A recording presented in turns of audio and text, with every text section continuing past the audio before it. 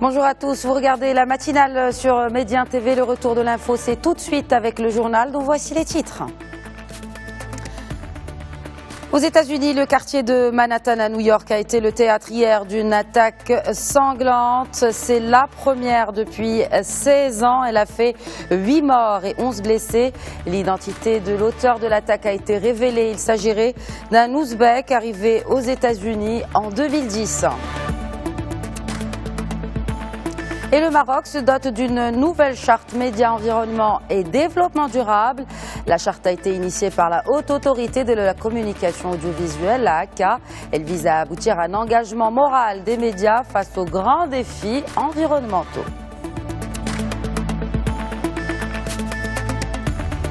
Et la Banque mondiale publie son rapport Doing Business sur le climat des affaires.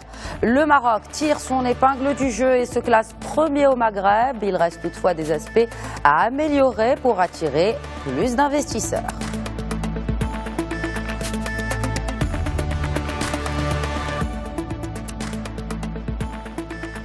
On ouvre donc cette édition de New York aux États-Unis.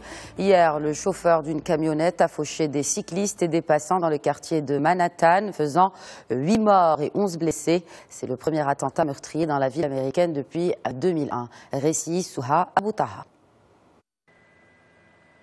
New York se réveille bouleversé après une nuit tragique. Route fermée, camionnette bélier accidentée et cadre de vélo démoli. C'est ce qu'il reste après le passage mortel d'un terroriste hier dans une petite allée new-yorkaise.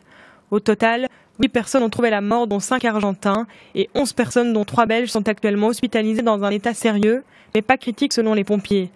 Le maire de New York, Bill de Blasio, exprime son désarroi et qualifie l'acte de terrorisme. Permettez-moi d'être clair, sur la base des informations que nous avons en ce moment, c'était un acte de terrorisme et un acte de terrorisme particulièrement lâche, visant des civils innocents qui n'avaient aucune idée de ce qui allait les frapper. C'est une horrible tragédie.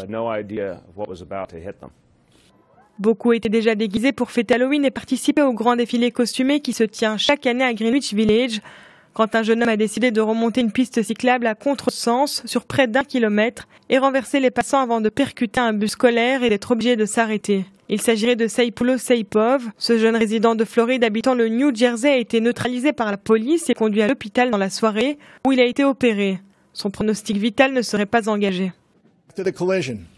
Après la collision, le conducteur, un homme âgé de 29 ans, est sorti du véhicule en brandissant un fusil à air comprimé et un fusil de paintball. Un policier en uniforme, affecté au premier commissariat, a affronté l'individu et lui a tiré dans l'abdomen. L'individu a été blessé et conduit à l'hôpital.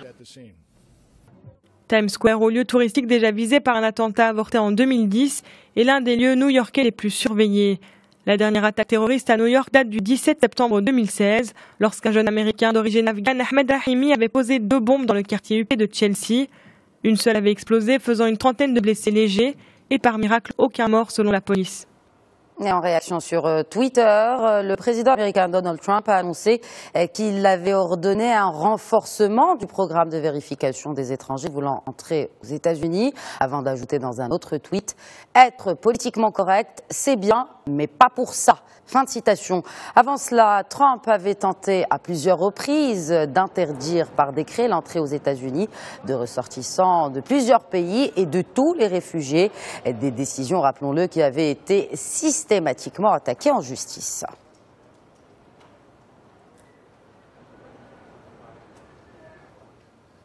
Direction Paris et plus précisément au siège de l'UNESCO où la princesse Lalla Meriem a représenté hier Sa Majesté le roi Mohammed VI aux travaux du Forum des dirigeants de la 39e session de la conférence générale de l'organisation onusienne. Ce forum réunit de nombreux chefs d'État et de gouvernement.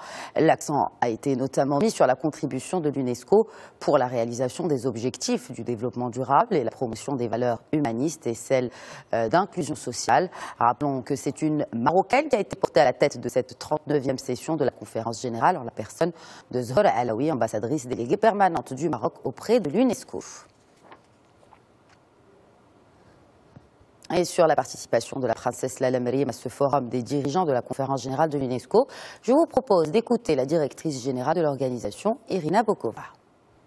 Je suis très honorée d'avoir ici Son Altesse Royale, la princesse Lalla Meriem, parce qu'elle est ambassadeur de bonne volonté de l'UNESCO sur les enfants, les femmes. Je sais combien elle est attachée et engagée avec le rôle de la femme arabe, je dirais, mais au-delà de ça, c'est un enjeu global.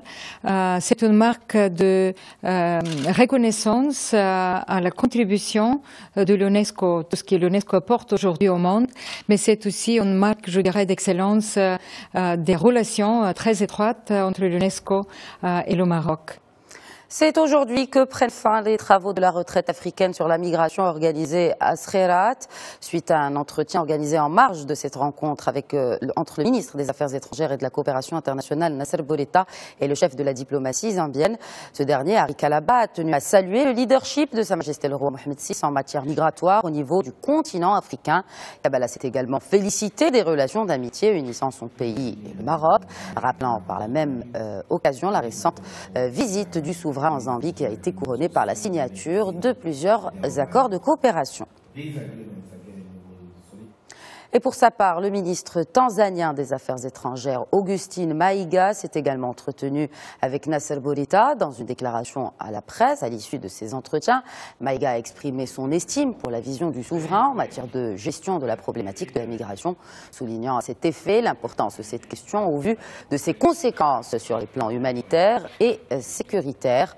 S'agissant des relations bilatérales, le ministre tanzanien a qualifié de solides les liens entre le Maroc et la Tanzanie, relevant que son pays a fortement appuyé le retour du royaume au sein de l'Union africaine.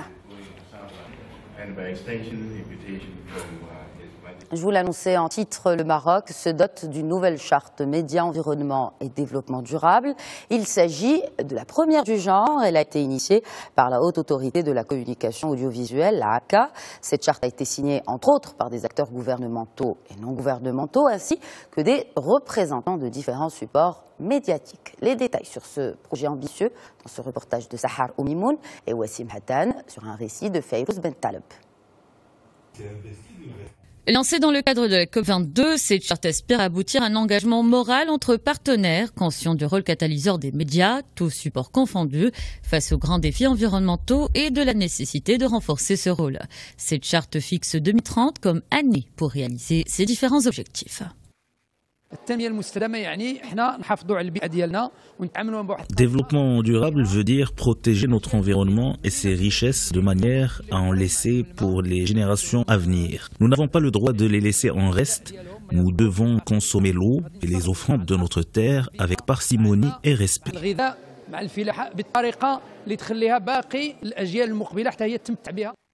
Les parties signataires de cette charte soutiendront les médias, notamment en mettant à jour des textes législatifs et organiques pour combler tout vide juridique possible, en permettant l'accès des médias aux informations correctes et actualisées, et également en les intégrant dans les différentes manifestations environnementales. Notre participation était tout à fait naturelle au vu du rôle que joue l'Institut dans le domaine de la formation et de la sensibilisation aux thématiques relatives au développement de manière générale. Nous sommes partenaires de la HACA et nous avons contribué à l'élaboration de cette charte. À travers cette charte, les médias nationaux s'engagent à redoubler d'efforts en vue de placer les questions de l'environnement et du développement durable au cœur de l'information, du débat et de la sensibilisation publique et à améliorer les compétences professionnelles dans ce domaine. Le sujet fait la une de plusieurs quotidiens ce matin. Il s'agit du dernier rapport Doing Business ou celui sur le climat des affaires de la Banque mondiale.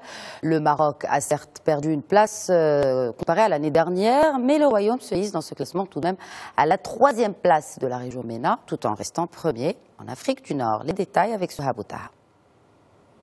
Doing Business 2018, le Maroc se classe 69e sur 190 pays notés. C'est ce que révèle le dernier rapport Doing Business de la Banque mondiale, tout juste mis en ligne. Avec un score de 67,91 points, le Maroc a une place de moins que dans le rapport de l'an dernier.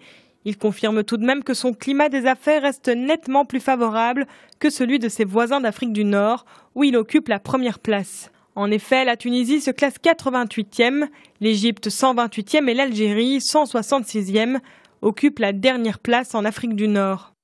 Le Maroc parvient également à se hisser à la 3e place des pays du MENA, derrière les Émirats arabes unis qui sont 21e et le Bahreïn 66e. Le Royaume devance pour la première fois le Sultanat d'Oman qui occupe la 61e place du classement mondial. Au niveau africain, le Maroc a maintenu sa 3e place derrière l'île Maurice 25e et le Rwanda 41e. Une première lecture des principaux indicateurs retenus par la Banque mondiale pour ce classement montre que le Maroc a été épinglé par les indicateurs à caractère légal et réglementaire, comme l'obtention de prêts et la protection des investisseurs minoritaires. En revanche, il a tiré profit de ses performances concernant les indicateurs à caractère procédural grâce au score obtenu dans la création d'entreprises, le paiement des impôts, le commerce transfrontalier et l'octroi du permis de construire. La mission d'observation de l'Union européenne appelle au dialogue politique au Kenya suite aux résultats controversé du scrutin présidentiel, scrutin que le leader de l'opposition kenyane, Raila Odinga, avait boycotté le 26 octobre dernier, le décrivant comme une parodie d'élection. Odinga affirme vouloir poursuivre le combat pour obtenir une élection libre et transparente dans son pays. Cet appel à la résistance pacifique et à de nouvelles manifestations intervient au lendemain de la proclamation de la victoire du président sortant Uhuru Kenyatta sur un score de 98% des voix. Et un mot de football à présent. Le sélectionneur de l'équipe de football marocaine, Hervé Renard, a dévoilé hier la liste des 26 joueurs convoqués pour le match décisif du Maroc contre la Côte d'Ivoire, prévu le 11 novembre à Abidjan pour le compte de la 6e et dernière journée des qualifications africaines mondiales 2018 en Russie.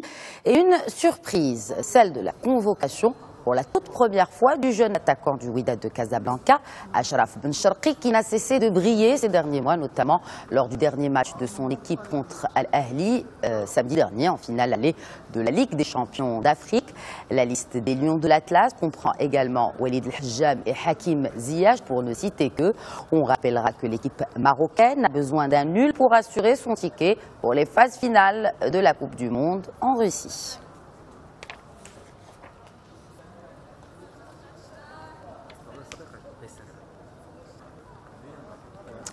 Et sans transition, une information qui pourrait en décevoir plus d'un, notamment les fans de la série à succès House of Cards, après que la plateforme de vidéo en ligne Netflix a décidé de suspendre la production de cette série dans le sillage du scandale qui enfle autour de son acteur principal. Kevin Spacey fait en effet face depuis quelques jours à des révélations de harcèlement sexuel sur mineurs, des faits qui se seraient déroulés il y a plus de 30 ans. Netflix a ainsi décidé conjointement avec le producteur de la série d'arrêter le tournage jusqu'à nouvel ordre pour ainsi donner le temps d'examiner la situation et de répondre à toute inquiétude des acteurs et de l'équipe de House of Cards.